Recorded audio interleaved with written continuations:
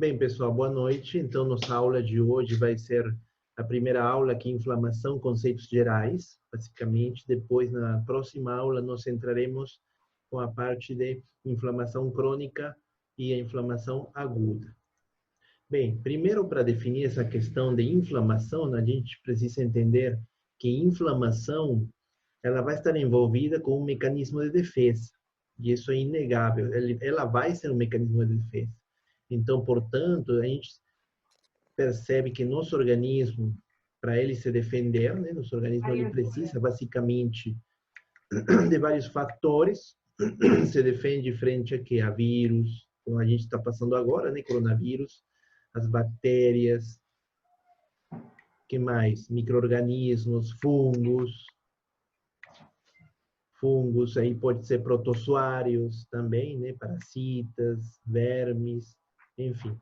Então, ela se defende, o corpo entende essa defesa através de vários mecanismos. Um deles, que estamos falando hoje, que é a inflamação. Mas, além disso, a gente tem outro tipo de mecanismos, como pode ser meios naturais, que a gente pode ir assim, eu estou com um ectoparasita, estou assim com piolho, você vai e lava a cabeça com uma substância. Então, aí é um meio natural, que você, eu utilizei a casca de não sei o que, a semente de não sei o quanto, um meio natural, normalmente. Mas aí também pode ser feito através de mecanismos específicos. Especificamente, né, o uso de um determinado produto, né, como já tínhamos falado, né, um shampoo, um comprimido. E o terceiro mecanismo vai ser a inflamação, que é a que nós vamos falar. Então, ele é um mecanismo de defesa do corpo frente a estímulos, no caso. Para iniciar essa inflamação, ela é um termo muito antigo. Então, isso há mais de 2000 anos que ela está presente. Foi inicialmente, no caso, criada pelos gregos, basicamente Paracelso, no caso médico, que ele foi que descreveu, isso está falando, né, há mais de bastante tempo atrás, ele descreveu 4 sinais cardeais que ele fala, os sinais flogísticos. Por que chama-se sinais flogísticos? Por causa do flogos, que é que? Fogo. Então, a inflamação é um calor que aparece, né? Então, como a gente vai falar. Esses 4 sinais cardeais, ou também conhecidos como sinais flogísticos, eles são, o primeiro deles, que a gente já falou, a gente vai colocar uma figura que simplifica tudo, né? No caso, o calor, o rubor, né? Quando fica a vermelhidão, né? Aquele vermelho, o edema e a dor. A somatória desses 4 nos dá que um quinto sinal cardial, que necessariamente não está envolvido, mas que é a perda da função. Depois de você ter esses 4 sinais, você vai ter uma perda da função que provocou essa inflamação, tá? Então, são 4 sinais. Uma coisa interessante, que edema, em alguns desenhos que capaz vocês vão observar em alguns livros, ele chama tumor também. Ele é chamado de tumor. Mas é aquele outro conceito de tumor, não é aquele tumor que normalmente a gente conhece como tumor neoplásico, células neoplásicas. Não, tumor é é um espaço que pode ser preenchido por qualquer coisa, por líquido, no caso, pus, enfim. Isso que a gente chama de tumor. Mas a gente colocou edema, basicamente, porque o que a gente vai falar mais, no caso, em inflamação, é porque está conteúdo de que esse edema? Esse inchaço de água, tá? Então, etimologicamente, inflamação é o quê? Inflamação, do latim inflamare, ação de acender, chama, né? Calor, basicamente, e flogose, que também chama, vem queimar, pegar fogo. De aí que nasce o termo inflamação, tá? E antigamente, até 1918, esse médico cientista Lubart, ele definiu a inflamação dessa maneira. É o conjunto de todas as alterações ou fenômenos. Isso que ficou, né, naquela época também, já era um conceito bastante importante para a época, mas isso aí foi mudando. Aí fala alterações e fenômenos. Mas quais são esses fenômenos, alterações, basicamente? Vai ser tudo que a gente foi falando até antes agora. Lesões celulares, que a gente falou, isquemia, hipóxia, radicais livres, É aquilo que a gente falou, né? Lesões reversíveis, lesões irreversíveis. O que mais? Distúrbios circulatórios, que a gente vai falar depois de inflamação, a gente vai entrar na parte de distúrbios circulatórios, todo que atinge os problemas, lesão que atinge vasos. E a formação da exudação, ou a gente vai falar que é um exudato, é um líquido, que normalmente quando você se queima, querer estar fazendo um bolo, sem querer encostou a forma, né? Você está sem camiseta e encostou na pele. Aí você viu que depois de um tempo ele forma uma bolha, né? Então, aí vai formar um líquido que a gente vai falar um exudato, tá? Só para vocês souberem. E, por último, fenômenos proliferativos e reparadores, porque essa inflamação, depois de acontecer isso, ela vai entrar num processo de renovação, no caso, reparo celular. É quando o pessoal vai tirar uma unha encravada, mas assim, não com um profissional, vai ele mesmo, cortando com corta-unhas e provoca uma ferida. Aí isso gera um processo inflamatório, dependendo do caso, se não tomar cuidado, ele pode levar a um processo infeccioso, né? Mas não chega tanto, depende, né? Se não cuidar, né? E, no caso, provoca que um inchaço grande, enfim, gera toda uma série de problemas, que depois, ele, com o passar do tempo, ele vai voltar ao normal. Claro, primeiro tem que observar que não tenha nenhum tipo de infecção, nenhuma bactéria que tenha acontecido. Mas uma inflamação fisiológica, ela volta ao normal. Conforme isso, se criou um novo conceito do que era a inflamação. E ele fala que é uma reação dos tecidos vascularizados a um agente agressor caracterizado pela saída de líquidos e de células do sangue para o interstício. De acordo com Bogliolo, médico, pesquisador, tem um livro dele, né, no caso, que ele define o que é inflamação. Só que isso aqui é uma maneira, como eu falei, fisiológica. Se ela for, no caso, mais intensa e não modulada pelo próprio corpo, ela vai causar que danos ao organismo. Então, se for muito intensa, não conseguir, na verdade, eliminar o agente etiológico que causa essa inflamação, ela pode causar danos. E a gente vai explicar o porquê.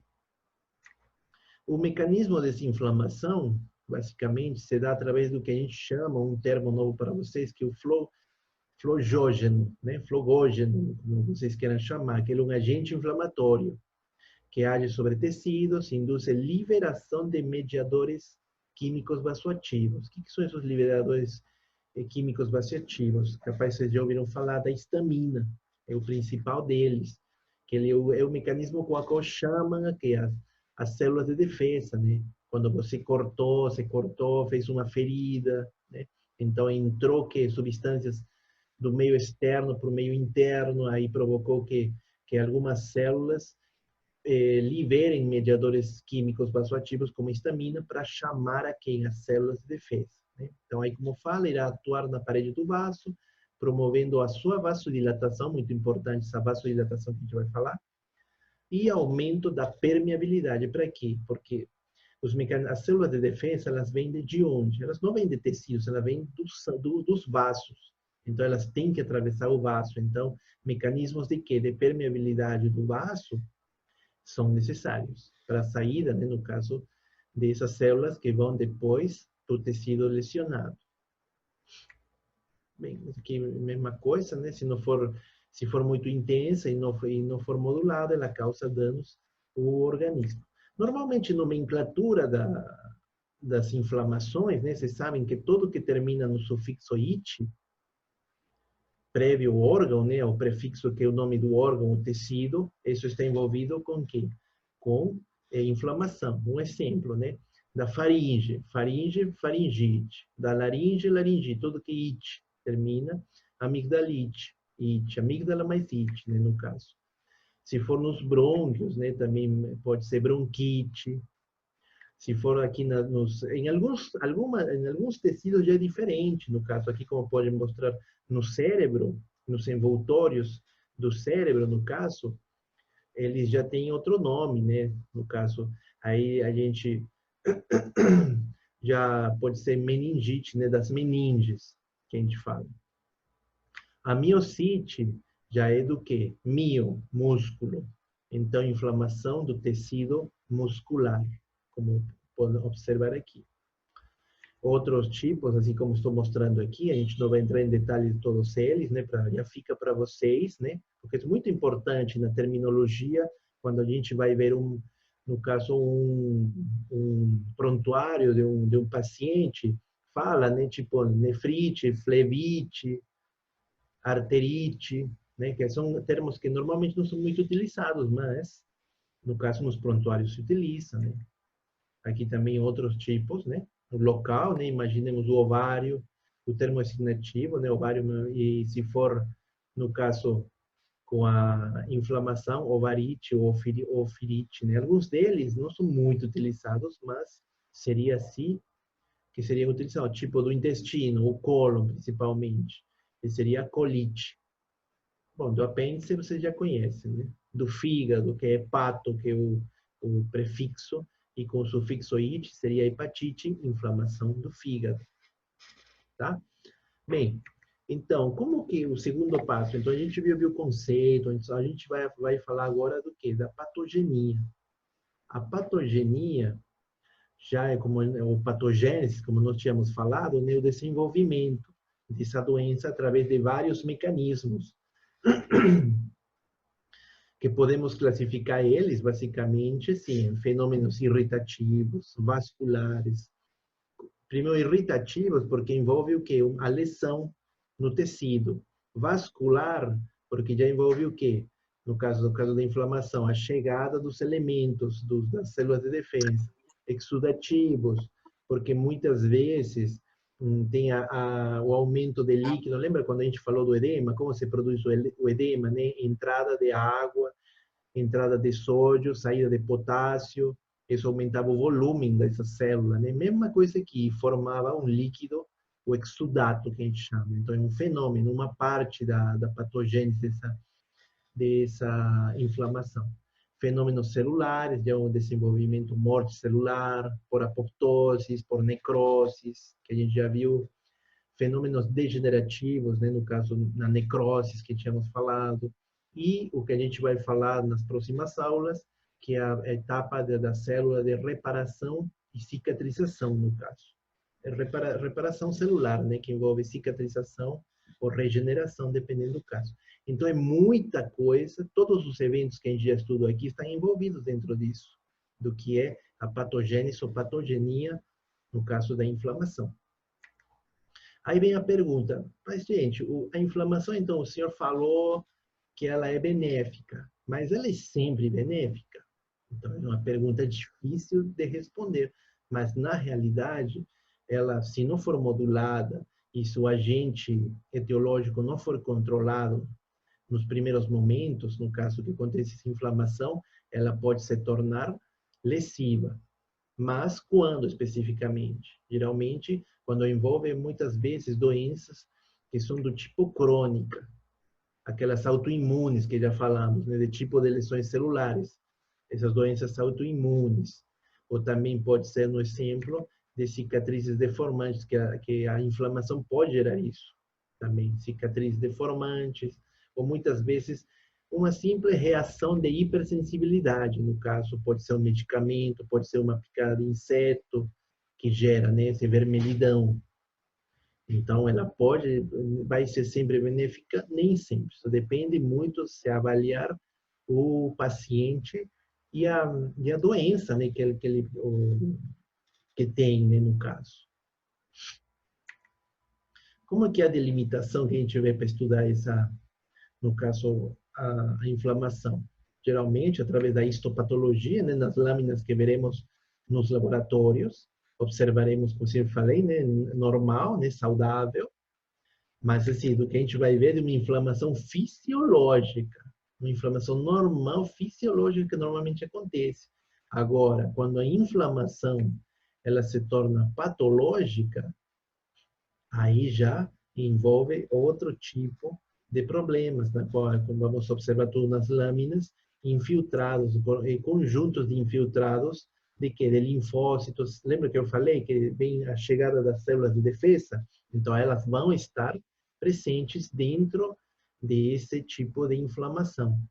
Ah, mas professor, e como seria então uma inflamação, no caso fisiológica? Não, inflamação fisiológica, assim, fisiológica que foi, não foi geral. Imaginemos, você bateu a cabeça, bateu uma parte do corpo, teve assim, a dor, né, no caso, depois veio um inchaço, inflamação, mas ela volta normal, porque não teve assim, não teve rompimento, imaginemos, não teve contato com o meio interno, foi simplesmente uma batida que não provocou nenhum tipo de lesão, né, aberta. Agora, se já foi patológico, que você bateu e fez uma cicatriz, fez uma ferida, no caso, né, aí já vai envolver o quê?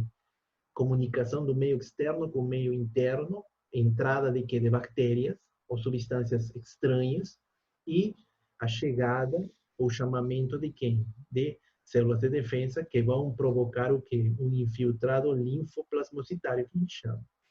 Isso a gente vai ver, né? Tipo uma gastrite, a gente vai comparar isso. Como seria a classificação dessa inflamação? Tem vários tipos de classificações. A causa, pelo exudato e pela duração. Normalmente, a gente estuda mais qual? Pela duração. Já que, como eu tinha falado, né, a gente avalia se ela é lesiva ou não, muitas vezes pela duração dela. Então, e é tão importante que é a que mais se trabalha, que vai envolver o quê? Como classificamos a inflamação pela duração? Inflamação aguda, e pela inflamação crônica. A inflamação aguda, basicamente, porque tem as características de edema, presença de neutrófilos, QNE, e presença de fibrina, que a gente vai ver nas lâminas. E já quando ela se torna crônica, a gente vai encontrar que células polimorfonucleares, né, macrófagos, neutrófilos também e linfócitos também presentes, que é outra característica que a gente não tem, né? Macrófagos na inflamação aguda, não encontra, então é um característico de inflamação crônica. E as outras causas, né, geralmente de classificação, que não são muito assim, clinicamente, para a gente falar nos que somos da saúde, a gente não avalia muito, mas fica aqui como que normalmente trabalhamos, né? Quanto à causa, se a inflamação foi física, como eu falei, bateu a cabeça, se foi química, você tomou um medicamento, uma aspirina, 5 aspirinas sem comer nada. Isso vai causar um problema na mucosa do estômago. Biológica, você teve uma picada de um inseto. Então, aí são causas de inflamação de vários tipos pela causa. Agora, outro tipo, de acordo com que com o exudato, lembra que eu falei, o exudato é o líquido, né, que contém, né, tem as bactérias, tem as células de inflamação, líquido transparente, ainda não tem fibrina. E aí a gente vai trabalhar também com que inflamação serosa, inflamação fibrinosa, inflamação purulenta, que normalmente ela faz parte. Mas assim, isso aqui, gente, está dentro da inflamação por duração também. Ela vai estar dentro da inflamação aguda e crônica. Então, não converia, né? A gente só falar da classificação de inflamação só por exudato. Por isso que a gente fala mais importante pela duração, porque os outros fenômenos, outras classificações aqui, elas estão envolvidas dentro daquela que é por duração, ou seja, inflamação aguda e inflamação crônica. Desculpem. Aí, só para mostrar, né, de acordo com a duração que a gente está falando, a inflamação aguda pode ser minutos ou dias, ou até no máximo 2 semanas. Assim, isso varia muito, né? Mas não pode ir mais do que 2 semanas. E aí vamos ter que fenômenos de vasodilatação, isso é característico, edema, fibrina presente, e a presença, basicamente, assim, maioritariamente, quase 100% de células neutrófilas, não? Ou seja, neutrófilos, por exemplo, são células de defesa. Já na crônica, já é mais. Semanas, meses, a inflamação crônica pode durar a vida inteira, dependendo do caso. Que a gente já falando, hepatite crônica, pancreatite crônica, da inflamação aguda, uma pancreatite aguda.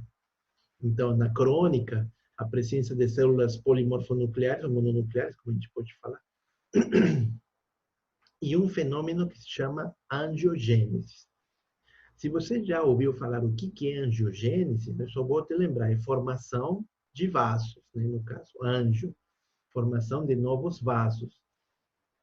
Que isso só acontece na gente em 3 períodos da nossa vida. Quando a gente está embrião, no gestante, né? Na mãe ainda. Quando a gente tem câncer e quando você tem um processo de inflamação crônica. Só aí nesses momentos acontece a angiogênese, porque ela não acontece normalmente. Estou sadio, estou normal e eu posso ter angiogênese? Não. Isso não acontece, tá? Quais são os médios de agressão desses agentes? Professor, No caso, a gente fala agentes vivos, né? Pode ser bactérias, micro-organismos de qualquer tipo. Como que eles aumentam, né, o grau da inflamação que ela pode passar de aguda para crônica. Se deve basicamente o quê? A virulência. Quando a gente chama virulência, a gente está falando do quê? O grau de patogenicidade dos micro-organismos. Pode ser uma bactéria, pode ser um vírus. Muitas vezes está associado, e muita gente pensa que quando a gente fala de virulência, é somente com vírus, não é não. O termo foi utilizado com uma doença que o agente etiológico era um vírus, mas se observou que qualquer micro-organismo, no caso de uma inflamação, ele gera um grau de virulência, que é a patogenicidade, ou seja, o grau com que esse agente, né, etiológico ele provoca mais dano a um determinado grupo celular, um tecido ou um órgão. E elas geram que? Toxinas. Geram toxinas, no caso, proteases de preferência que quebram proteínas, quebram lipídios, sabe aquelas que até tínhamos visto nos casos de lesão de lesão reversível e irreversível. Então, essas enzimas também são geradas, sintetizadas pelo próprio agente etiológico. Vírus, bactéria, parasita, dependendo do caso. Vai depender, no caso, da quantidade também, no número desses agentes, né, etiológicos. A organotropia. O que é organotropia? Órgão. Tropia vem de tropos, né, que é afinidade. Então, o que é? Alguns micro-organismos, eles têm afinidade por determinados órgãos. No caso, um Staphylococcus aureus. Por mais que o Staphylococcus aureus ela seja uma bactéria que geralmente provoca lesões na pele, mas quando ela entra no organismo, ela tem uma afinidade por quê? Pelo coração, pelas células do miocárdio, tá? Então ela viaja tudo, entrou aqui, você sem querer foi jogar futebol. Ah, beleza. Foi jogar futebol e sem querer se cortou. E onde você estava aí tinha, né? Aliás, o estafilococcus está em todo lugar, né? Aí entrou, aí você não tinha uma boa imunidade, enfim, e se contaminou. Aí isso pode gerar osteomielite, no caso, dependendo do caso. E aí essa bactéria vai crescendo, vai aumentando, né, a quantidade que tínhamos falado, e ela vai depois para o órgão que ela gosta mais, que no caso seria o coração. E ela pode provocar problemas sérios no coração. E tem os fenômenos imunitários, que no caso, se o organismo tem pessoas que têm imunidade baixa, uma tendência a ser imunodeprimidos, também os agentes etiológicos aproveitam para intensificar o processo de inflamação, né, e de lesão do corpo. Assim mesmo, né, a patogenicidade, né, que o grau com a qual, no caso, os agentes etiológicos provocam, né, a inflamação. As toxinas que tínhamos até falado, né, elas vão ser enzimas, se baseia muito em enzimas bacterianas. O caso que eu falei da Staphylococcus. Esse aqui é o gênero Staphylococcus, a família Staphylococcus, tem várias espécies. Mas elas geralmente produzem o quê? Coagulase, hialuronidase e leucocidina. E coagulase, ela está mais envolvida com o quê? Para evitar a chegada de quê? De células que vão provocar um coágulo, né, os fenômenos de coagulação, e assim elas conseguirem, né, estar bem ainda. A hialuronidase também e a leucocidina, elas trabalham para evitar a chegada de quê? De células de defesa. E assim o agente etiológico continuar, né, com a lesão e intensificando mais o mecanismo de inflamação. Bem, os fenômenos dessa inflamação, ela, como a gente falou, né, tem alterações. Elas podem ser celulares e teciduais, isso depende. Isso a gente vai avaliar conforme que as lesões iniciais, no caso, né, a ferida, se foi um corte, se foi um tiro que você recebeu, se foi uma mordida, e avaliar que a intensidade. Para avaliar essa intensidade, a gente vai depender muito do quê? De que tipo de alterações? Das degenerativas. Essas alterações degenerativas, elas podem provocar que uma inchação turva, um inchaço turvo, né? Que no caso a gente está falando de qual? Se um inchaço, aí pode ser febre reumática, né? Que é uma doença autoimune. Aí pode ser também esteatose hepática, que ainda tínhamos falado na aula passada, né? Que é uma degeneração, lembra que a gente falou? A degeneração, no caso gordurosa, enfim. Isso provoca inflamação. Elas provocam também tipos de degenerações. E que, se não forem controladas, elas levam a necrose celular, como podemos observar na imagem. Você pode observar nesses tecidos a presença de que de células cilíndricas, no caso. Aqui você vê um monte de pontinhos roxos, na qual são células que estão em morte celular, ou também podem ser células de defesa, neutrófilos, como estávamos falando. E no caso, depois de um tempo que todo morre, aí vai acontecer o quê? Um processo de cicatrização, tecido fibroso. Você pode observar esse aqui, um foco fibroso, que como morreu todas as células, esse buraco que criou se transformou, encheram com colágeno, e isso levou à formação de tecido fibroso. Outro tipo de distúrbio agora da inflamação, que seja o distúrbio circulatório e a formação de exudato, se dá através do quê? Lembra que tínhamos falado do rubor, né? Que é a hiperemia, que é um aumento do fluxo de sangue. Por isso que você fica, né, vermelhidão. Quando você vê alguém, você vê alguém, né, que chamou a sua atenção, e você fica todo vermelho, às vezes de vergonha, porque aumenta o fluxo, aumenta a vasodilatação e o sangue percorre com maior intensidade os vasos. E aí você fica vermelho, né, no caso. E se for branco, pior ainda, mais vermelho ainda. Então, isso que a gente chama uma hiperemia ativa. Na imagem, estou mostrando para vocês o que? Estou mostrando aqui um capilar, né? Capilar é a conjunção, no caso de vasos, os capilares, né? E as vênulas, as arteríolas e as vênulas que formam os capilares, e é aí onde acontece o quê?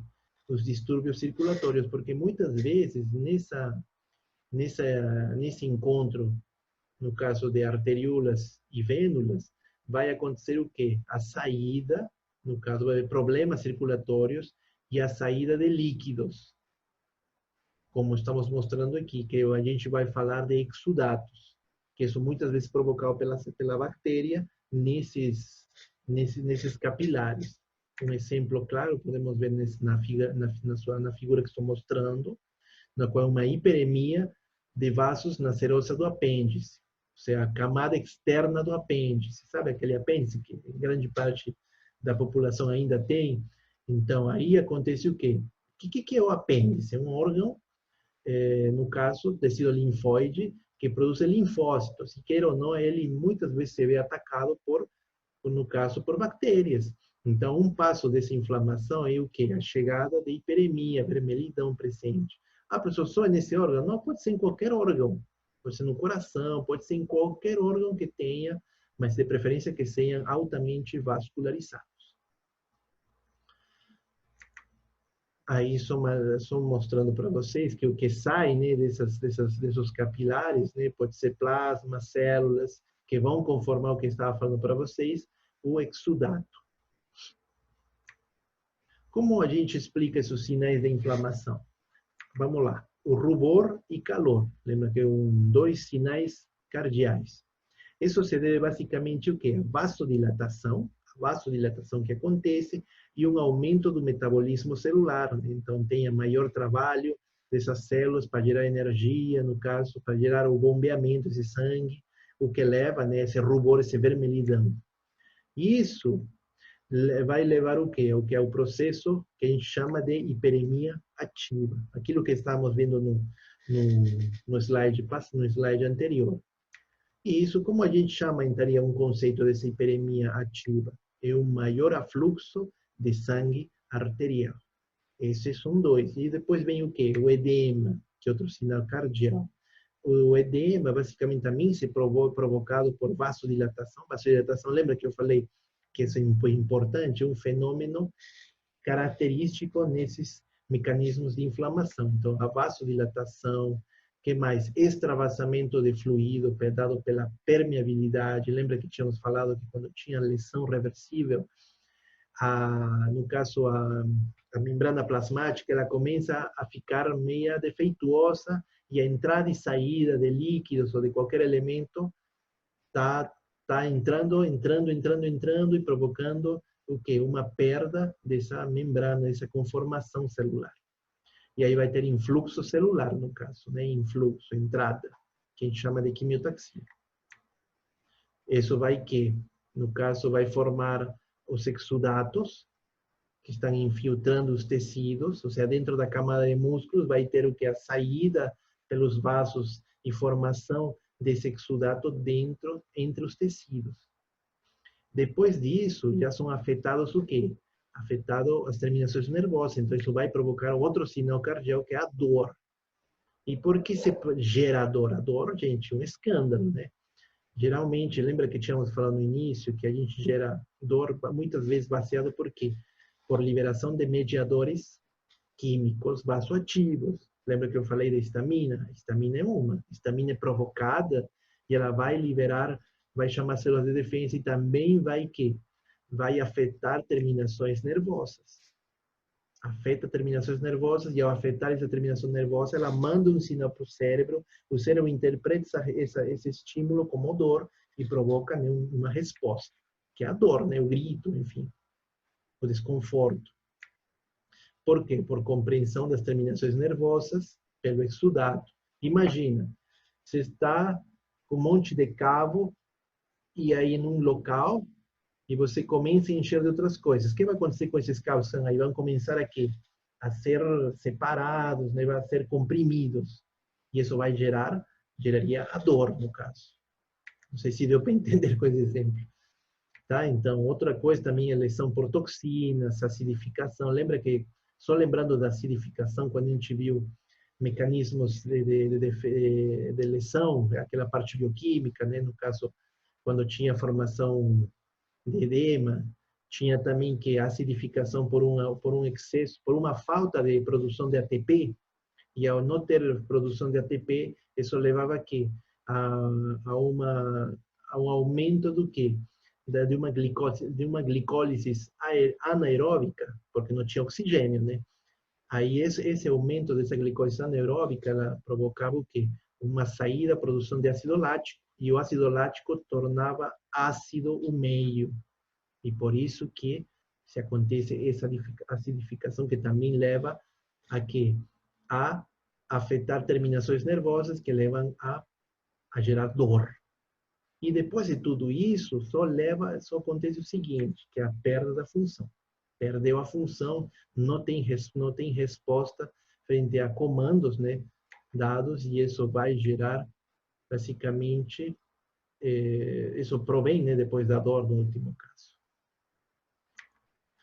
A permeabilidade vascular, basicamente, tínhamos falado agora há pouco, ela se deve, né, basicamente, porque vai ter chegada de elementos nutritivos, já que precisa, no caso, atravessar o vaso, elementos nutritivos. Quem são esses elementos nutritivos? Fibrina, fibrinogênio, são proteínas. Isso na inflamação, né? Aí ocorre nas vênulas ou capilares pouco nada nas arteriolas, no caso. Aí o problema dessa permeabilidade, no caso vascular, é que a célula entra, abre e fecha, abre e fecha. Só que chega um momento que entra, abre e fecha, que ela vai entrar em um processo de morte celular também, provocada pelo estímulo de abrir e fechar, porque ela não é para abrir e fechar, para ficar tão impermeável o tempo inteiro. E isso acontece durante a inflamação. Então, isso também gera outro problema. Por isso, imagine os pacientes que normalmente fazem diálise ou qualquer tipo de... que vai pegar vasos, no caso. Chega um momento que a agressão é tão grande que perde, né? Te leva à necrose, pode perder esse vaso, dessa via. Por quê? Por causa do constante estímulo, nesse caso, né, negativo, provocado nesse tecido ou nesse órgão. O grau de permeabilidade, ele vai depender muitas vezes das proteínas, dos elementos nutritivos. Um exemplo, se o grau de permeabilidade é baixo, aí vai entrar o quê? No caso, o plasma, né, com proteínas como a albumina, que é uma proteína de baixo peso molecular. O MM em massa molecular é a mesma coisa. E se a permeabilidade é alta, é porque tem proteínas como o fibrinogênio, porque ela é uma proteína de alta massa molecular ou peso molecular.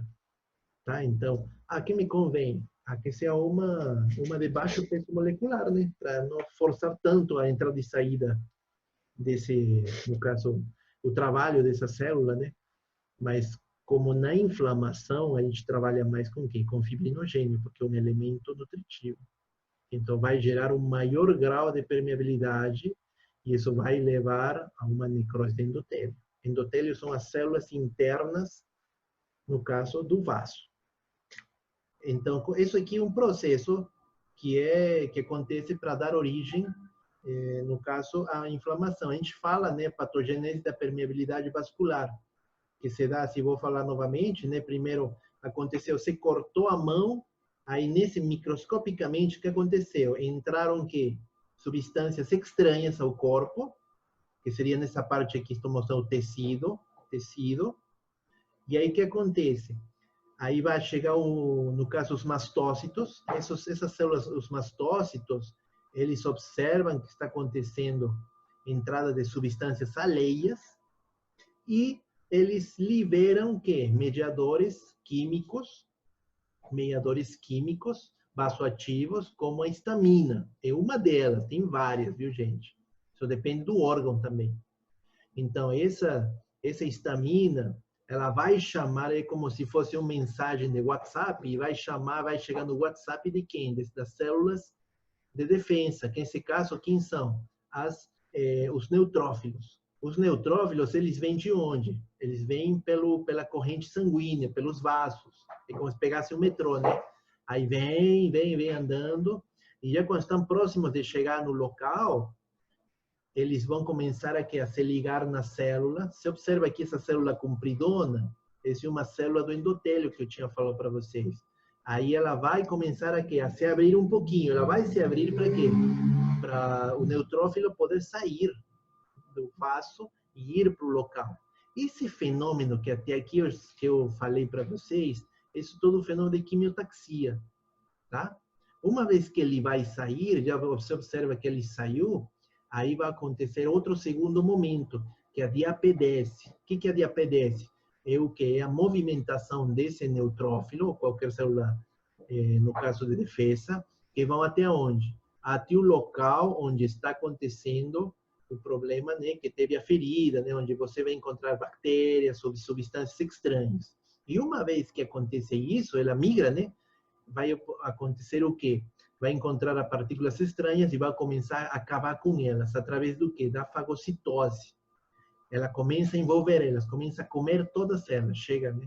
Em conjunto também chegam outras células de defesa, como são os macrófagos, e aí vão comendo tudo que é estranho ao corpo. Tá? E aí eliminam, né? No caso, através da fagocitose. Isso aqui é um mecanismo pela qual da inflamação, como que as células de defesa vão chegar, como elas se origina tudo. E como que isso se veria, professor, no caso, se for no corte histológico, na real, né? Porque isso aqui é um desenho que a gente vai pensando, mas na real, a gente veria dessa maneira. Observamos aqui, né, no caso, tecido, e observamos que aqui todo esse que está vermelhão aqui é o quê? É um vaso. Pois um vaso, aqui dos lados são os tecidos. Vocês observam que tem alguns pontinhos roxos, bem roxos. Esses são que células de defesa, que já saíram do vaso, já estão no tecido enfrentando o quê? As forças do mal, né? No caso, os elementos estranhos. Aí, dentro do vaso, o que estamos observando dentro do vaso? Ou tem esse vermelhãozinho, são que plaquetas. Mas vocês observam que nos limites, tem uns pontinhos roxos, nos limites. Nos limites desses pontinhos roxos, são que é todo célula de defesa. E é um fenômeno que a gente que fala de marginação leucocitária, porque são os leucócitos, neutrófilos, linfócitos, monócitos, que estão aonde? Nos limites do endotélio. Lembra que eu falei agora há pouco? Que a célula, o neutrófilo, ele se liga e fica rodando aqui no vaso, no endotélio. Isso aqui que eu estou mostrando aqui, seria isso daqui. Então, por que ela fica aí, professor? Porque está esperando que o endotélio se abra, ou que a permeabilidade aumente para ela poder sair. E uma vez que sai, né, aí tem a via P10 que eu tinha falado, né, para chegar até o local onde está acontecendo o problema. E tudo isso em comum chama quimiotaxia. Tá? Todos os fenômenos é a quimiotaxia, onde o processo, né, de chegada de células de defesa ao local onde acontece a lesão celular. Isso aqui é histologicamente, tá? Então acontece dessa maneira. Se for um desenho mais elaboradinho, seria basicamente dessa maneira, para quem capaz está faltando alguma coisa, o vaso, aí vem os neutrófilos, eles chegam na parede do endotélio, saem, aí vem a DAPDS, o neutrófilo vai chegar onde? Onde está acontecendo o quê? O problema, a lesão. E aí você pode observar aqui, que tem umas partículas, são partículas estranhas, então o neutrófilo vai chegar para matar, para acabar com esse problema e vai fagocitar, no caso.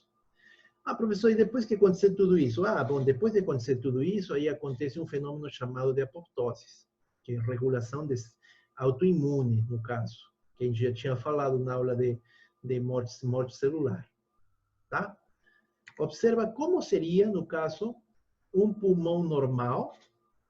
Assim, observa que o pulmão, né, são tecidos, é uma rede, com uma rede de pescar, né, você pode observar. E quando ela é atingida, no caso, por um processo de pneumonia, broncopneumonia especificamente, né, provocado pode ser bacterial, viral, por fungo, isso depende muito. Mas observa como mudou. E me fala aí, isso aqui já é um processo inflamatório. Se essa pessoa vai conseguir respirar bem. Aqui uma pessoa normal respirando bem, mas quando tem um processo de broncopneumonia, a respiração é mais difícil. Por quê? Por causa, muitas vezes também, do processo de inflamação das próprias células presentes. Formação de edema, monte de células numa briga, lutando, fibrina, enfim. Um monte de coisa acontecendo. E isso, assim, normalmente uma doença, né?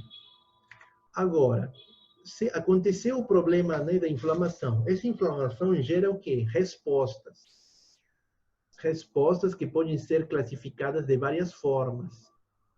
O primeiro tipo de resposta que é avaliada é a resposta vascular imediata transitória. É um nome bem compridão, mas basicamente ela envolve que começa imediatamente após a lesão, com a liberação de histamina, né, no caso. Quanto que acontece? 5 a 10 minutos, e depois, e vai ficar assim, né, por 15 a 30 minutos. Acontece aonde? Se vascular, nas vênulas. E quem são os que ativam também em conjunto, além da histamina? Lembra que eu falei que a histamina é um mediador químico vasoativo? Também tem quem? A serotonina e a bradicinina, que são outro tipo de mediadores. Também pode acontecer por eles também, não somente por histamina. Qual que é um exemplo claro disso? Urticária. aquele alergia, né, que sai, você pode observar, né, o vermelhidão, né, se uma resposta vascular, vai ter bastante cor vermelha por meio, né. Outro caso seria a picada de inseto, que acontece. E mais ainda, se a pessoa ela é alérgica, aí já é outra coisa, porque é processo alérgico que envolve. E daí é mais perigoso ainda. Mas uma simples picada de inseto, né, ela vai estar aí 5 a 10 minutos, no máximo, né. Essa é a resposta vascular imediata transitória, porque ela é rápida. Agora, a resposta vascular imediata prolongada. Já é quando o quê? Acontece uma queimadura grave. Estamos falando grau 2, tipo 2. Ela atinge vênulas e capilares também, arteriolas. E ela vai provocar necrose do endotélio. Permanece por 1 ou mais dias, isso depende, até os capilares se repararem. Lembra que eu falei que na inflamação acontece o fenômeno de angiogênese? Então, é esse processo de reparação dos capilares. Se não tivesse, meu Deus do céu, o que seria? Como eu falei, a queimadura grave, né? Então, foi o segundo, primeiro grau. O terceiro é a resposta vascular já não imediata, agora tardia, prolongada. Ela começa após um tempo. É só aquela básica quando você vai na praia, né? Ficou um tempão aí no sol, na água, aí você saiu, todo normal, e começa no dia seguinte. Ou até à noite mesmo, dependendo do quanto você ficou no sol, né? E aí começa, né, após um tempo, isso varia. Queimadura solar, que estávamos falando, leve, né? Pelo amor de Deus. Ou também a gente está associado, outro exemplo desse tipo de resposta vascular tardia prolongada, que é a prova para tuberculose, a reação à tuberculina, né, no caso que se utiliza, que é um teste, né, na verdade. E isso se deve, basicamente, a que a ação direta do agente e não intervenção de quê? Do mediador químico vasoativo, que seria a histamina. Então, não intervém. Essas que são prolongadas não têm intervenção de quê? Da histamina, por elas terem atingido partes superficiais, que no caso foi a pele, foi uma parte bem superficial. Então, não teve ativação, no caso da histamina, por parte dos mastócitos que tínhamos falado. Ocorrem veias e capilares e não há contração endotelial, então não tem liberação, não tem permeabilidade. Aqui estamos mostrando um exemplo dessa reação à tuberculina, gera nesse processo de inflamação, que é uma resposta vascular tardia prolongada, e aquela clássica, mais maneira, queimadura solar leve, que já todo mundo deve ter passado por isso. Esses mediadores de inflamação, sabe, os mediadores que tínhamos falado, né, são substâncias químicas, elas provêm de células, são produzidas por células, mastócitos, ou também pelo próprio plasma sanguíneo. Nós temos dois grupos, aqueles que são provocados, que são originados pelas células, que a gente chama mediadores citógenos ou de origem celular, no caso, a histamina, a serotonina, tínhamos falado, prostaglandinas, enfim. E o outro grupo, que são os mediadores plasmáticos ou serógenos, que são do plasma. Então, você vê, provém de células, que são esses aqui, ou do plasma sanguíneo, que são esses aqui. Dos de maior interesse para a gente, todos são importantes, porque acontecem em qualquer tipo de inflamação, mas de histamina são os dos mais importantes mediadores. Já dos mediadores plasmáticos, o sistema de complemento também é bastante importante. Podemos observar nessa tabela, no qual a gente vê o mediador, a origem e a ação que provoca. A histamina. A histamina é o quê? Origem, mastócitos ou leucócitos, mais que tudo mastócitos. Provocam vasodilatação, elas provocam a permeabilidade vascular para que as células de defesa saiam, mas elas não intervêm nos processos de quimiotaxia, ou seja, não ajudam, depois que a célula, o neutrófilo, o monócito saiu do vaso, eles mais na histamina não intervêm. Agora, se a gente vê outro tipo, como por exemplo, os leucotrienos, que é outro mediador da inflamação, ele também, desculpa, ele não provoca vasodilatação, mas ele ajuda na permeabilidade vascular e ele ajuda neutrófilos e a monócitos na chegada até o local da lesão. Mas, professor, por que é tão diferente? Porque isso depende da lesão atingida. Isso depende em que local estiver. Geralmente, histamina, que é a mais comum, são lesões geralmente gerais, no caso, tipo um corte. Agora, se imaginemos, é uma lesão que atinge as células do miocárdio, já é outra história. Já é um tecido dentro do coração, uma camada específica do coração, que é as células do miocárdio, então aí intervém também outro tipo de mediadores. Então, tem para todos os graus e tipos de inflamação. Essas células, no caso que a gente vai trabalhar, né, tem os linfócitos, vocês vão ver isso também bastante, né, já viram já em histologia, no caso histologia, né, os linfócitos, no caso, células também, só que eles não fagocitam, né, no caso, tamanho aproximado de uma hemácia, estão sempre no sangue, circulante, deles basicamente o plasma, o núcleo é hipercorado, né, roxo, citoplasma muito escasso, ou seja, o núcleo está praticamente ocupando quase o 90% do tamanho celular. Podemos observar aqui, né? Ele é a granulosital, não tem grânulos no citoplasma. Aqui você pode observar o núcleo é maior, quase 90% de toda a célula. Produzem anticorpos, por isso eles não fagocitam, porque eles produzem anticorpos que destroem os germes. Por isso aí tem os linfócitos T e B, enfim, não entrar em detalhes aí, senão a gente nunca acaba. Os plasmócitos, também outro tipo de células, que elas se encontram aonde? No tecido conjuntivo, então praticamente o corpo inteiro, né? Com o tecido conjuntivo temos bastante parte do corpo. Eles também têm um núcleo, eles podem ser binucleados, como você pode ver aqui, 2 núcleos binucleados que a gente fala.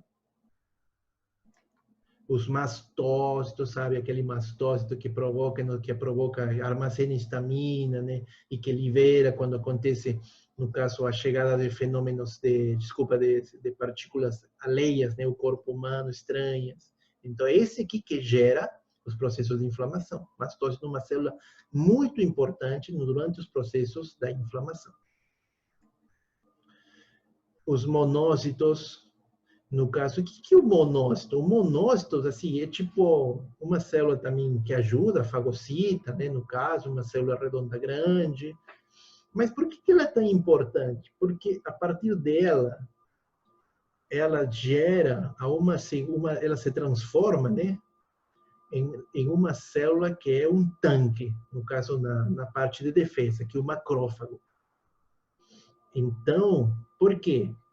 Porque essa célula, normalmente, esse monócito, né, no caso, ele está no sangue. E quando ele já sai, lembra que sai do vaso? Quando sai do vaso e vai no tecido, ela se transforma. Sabe? O Bruce Banner, sabe? Aquele do Hulk? Esse aqui é o monócito Bruce. Quando ele se encontra no tecido e vê as bactérias, ele se transforma em Hulk, que seria o macrófago, que seria essa célula aqui. Olha como é imensa. Ela não tem uma forma definida, é dessa forma mesmo, mas ela tem uma grande área de fagocitose. Ela começa a fagocitar qualquer tipo de célula que provoque, né, que seja estranha no corpo. E ela é uma das mais poderosas. Só que a gente só encontra ela, no caso, lembra, se você se lembra o quadrinho anterior, somente na inflamação crônica. Aqui estou mostrando mais uma vez algumas células, o macrófago, como ela se vê, né? Varredura na real, como ela é. Enfim, outro macrófago. Gente, o macrófago é uma célula fantástica. Qual que é o papel da inflamação na defesa? Ela é útil e conveniente ao organismo. Aí depende ela pode ser lesiva também, né? Mas geralmente é mais útil e conveniente. Ela é prejudicial na pneumonia? Lembra que tinha mostrado a histologia, mostrando o pulmão normal e a broncopneumonia, e como ela gerava uma obstrução total dos alvéolos, dos brônquios, e isso provoca o quê? Uma falta de ar. E o mais ainda perigoso, que como se produz por edema, tem presença de exudato nos alvéolos, isso impede o quê? O que acontece nos alvéolos? A troca gasosa, chamada de hematose. Então, provoca o quê? Hipóxia. Tá? A hiperemia oferece oxigênio ao foco inflamatório. Isso é bom. Oferecer oxigênio onde está acontecendo o foco inflamatório é bom. Se a falta de oxigênio desfavorece a inflamação, com certeza. Por isso que quando tem algum corte no tecido, normalmente falam, deixa ele pegar um sol, deixa ele assim, não deixar tampado, né, totalmente, né, com os curativos, que ele tome, né, um vento, um ar, né, normalmente para facilitar, no caso, a entrada de oxigênio e assim, né, essa inflamação, no caso, possa, né, terminar mais rápido. Um exemplo claro, úlceras varicosas da perna, que tem difícil cicatrização. Outra coisa interessante, com treponema pallidum, que é a sífilis. A sífilis, ela quando tem aumento durante os processos de inflamação, para ela é um pouco difícil, porque ela não consegue se mexer. Se tem inflamação, lembra que tem calor, e o calor impede a ela se movimentar, por causa que ela não tem flagelo, né? Quem já viu a estrutura de uma treponema pallidum, ela é no caso, um micro-organismo bastante estranho, né? Tanto que ela não consegue se movimentar durante o calor. Por isso que a sífilis, ela atingia mais pessoas em países ou locais que eram mais frios.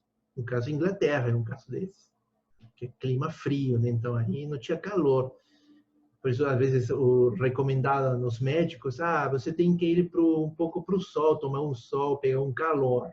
Por isso se associa bastante isso, mas tinha um fundamento, por causa de que, no caso da sífilis, né, o calor tornava o treponema mais assim, imóvel, então não conseguia ser, no caso, não conseguia se movimentar e se multiplicar com mais facilidade. Bem, também no caso, dificulta a multiplicação de gonococos, né? Gonorreia, e de streptococcus. Enfim, aí pode ser qualquer doença da garganta, né? A febre tem efeito bacteriostático, provocado, né, muitas vezes pela inflamação, né? Chega essa febre e provoca um efeito bacteriostático. Então, é bom, né, no caso, só que controlado. Esse processo inflamatório é útil, por quê? Diluição do agente. Por quê? Quando tem edema e quando tem secreção, células inflamatórias, fibrina, que eu tinha falado para vocês, tem que imaginar que todas essas células começam a ser distanciadas umas das outras. Então, elas perdem, as células, estou falando bacterianas, né, no caso, elas perdem foco. Então, não conseguem, tem que se reorganizar de novo para seguir lesando uma determinada área. Então, por isso que a inflamação é boa por isso, porque ela evita essa reorganização das bactérias através da diluição do agente. Transporte de fibrinogênio, que eu falei que são os elementos nutritivos. De quem vai comer esse fibrinogênio, fibrina? Vai ser os neutrófilos, todas as células de defesa. Presença de vários anticorpos específicos por causa dos linfócitos que a gente falou, que produzem anticorpos. E o líquido do edema é um bom meio nutritivo para células inflamatórias, claro, pela presença que tínhamos falado de fibrina. Tá? Então, até aqui, gente, seria basicamente nossa aula 1 de inflamação, conceitos gerais.